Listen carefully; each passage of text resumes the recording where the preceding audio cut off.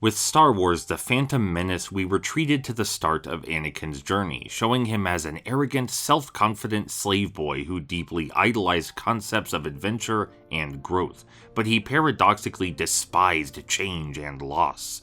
Then Episode 2, Attack of the Clones, showed that same boy in his adulthood, struggling with emotional repression under the gaze of his ascetic order, and he was still no less fearful of change. He felt alien and isolated in a world which failed to understand him since his very inception, and when the last remnant of his sparkling hope faded away, he went mad with grief, falling to darkness and despair.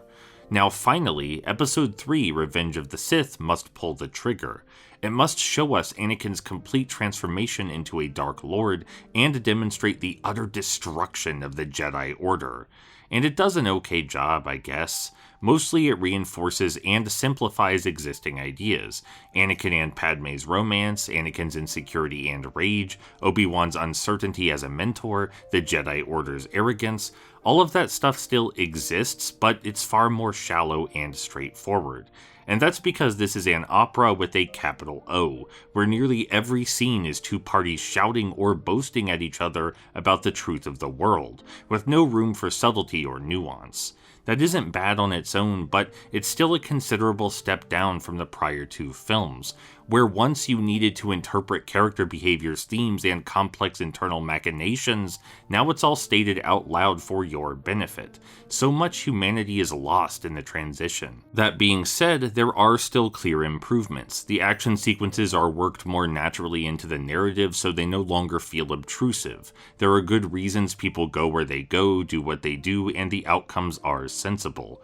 This is certainly something Episode 2 lacked, at least. The film also expertly ties up existing character arcs and plot threads, setting the stage for the original trilogy with almost clinical precision. And look, I'll be real, I feel kinda bad about that. Everything in Episode 3 is shockingly workmanlike, function over form. It's still transparently made by masters of their craft, but it has far less faith in its audience than it should. It doesn't trust us to think about what we are witnessing, so it puts all the pieces together for us. I firmly believe that the best art, like Phantom Menace, is an invitation. An invitation to understand, to empathize, to see things from new, unfamiliar perspectives. Episode 3, by comparison, is distinctly not an invitation. It cares foremost about being easily digestible, and heavily dilutes its more experimental aspects in the process. It's not a bad film on its own merits, but it is a bad sequel to Attack of the Clones, and especially a bad sequel to The Phantom Menace.